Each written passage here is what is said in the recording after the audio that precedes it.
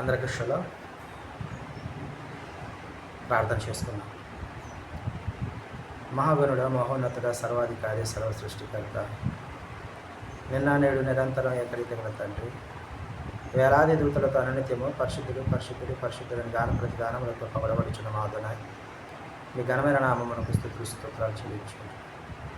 తండ్రి, grace gospel ministries ద్వారా అనుదినము వాక్య ధ్యానము మీద ధ్యానించుచుండగా తండ్రి, వాక్యమును మా హృదయంలో భద్రపరచుకొని వాక్యానికి తగినట్లుగా మా ప్రవర్తనను మార్చుకోగలిగే జ్ఞానమును, శక్తిని, బలమును మాకు అనుగ్రహిస్తూ నడిపిస్తున్న విధానం బట్టి మీకు వేలాది స్తుతులు స్తోత్రాలు చెల్లించుకుంటూ ఈ మా మనవులను మా రక్షకుడు, విమోచకుడు యెషూవా మెస్సీయ నామములో అడిగి పొందుకుంటున్నాం తండ్రి, ఆమేన్.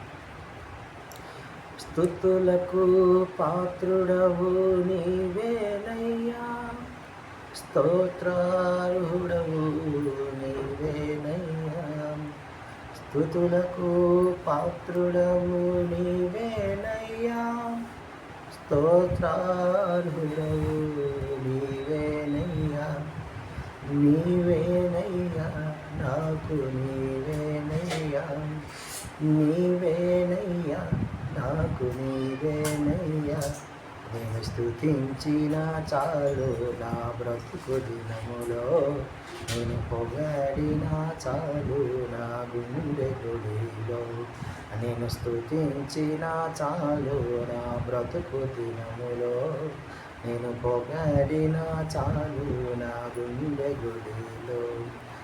ఉన్నా లేకున్నా నా స్థితిగతులే మారిన, ఉన్నా లేకున్నా నా స్థితిగతులే మారిన, నీ సన్నిధిలో ఆనందించే భాగ్యమున్న చాలు, నీ సన్నిధిలో ఆనందించే భాగ్యమున్న చాలు. ఆమేన్. నెహెమ్యా గ్రంథము 7వ అధ్యాయము. ప్రాకారము కట్టి తలుపులు నిలిపి ద్వారపాలకులను, గాయకులను, లేవీయులను నియమించిన పిమ్మట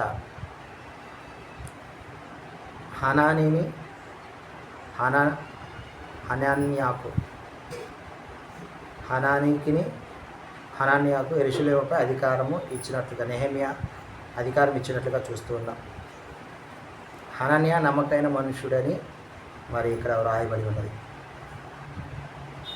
కాబట్టి ఆ యొక్క యెరూషలేము యొక్క గుమ్మములు తలుపు తీయుటకు, వేయుటకు, మరి సాయంకాలం అందరూ ఉన్నప్పుడే ముయ్యాలి అని అక్కడ వంతుల ప్రకారం, వంతుల ప్రకారముగా ఈ పనిని చెయ్యాలి. అడ్డగడలు వేయటం అనేవి చేయాలి అనే విషయాన్ని ఇక్కడ జ్ఞాపకం చేసుకున్నాడు. ఆ తర్వాత యొక్క అదోనేవారు ప్రేరేపించటం వల్ల ఎవరెవరు ఐగుప్తు నుంచి యెరూషలేమునికి తిరిగి వచ్చారు, ఏ వంశాల్లో ఎంతమంది వచ్చారనే విషయాన్ని జనాభా లెక్కలు వేయాలనే ఆలోచనను అదోనేవారు కలిగించడం వల్ల నెహెమ్యా వారి యొక్క వంశావళుల ప్రకారము లెక్కించడం మరి ఈ అధ్యాయంలో మనం గమనించగలము. అయితే వంశావళులు లెక్క ఏ వంశముల వారు ఏ ఆధారం చూపలేని వారు కూడా ఈ అధ్యాయంలో ఉన్నట్లుగా గమనించగలం. దానిని మనము ఏ వంశముల వారు, ఏ పేరు గల వారి యొక్క వంశావళిని తెలియజేయలేరో వారిని మనము నెక్స్ట్ ధ్యానంలో ధ్యానించుకుంటూ ఉన్నాం. ఆమేన్.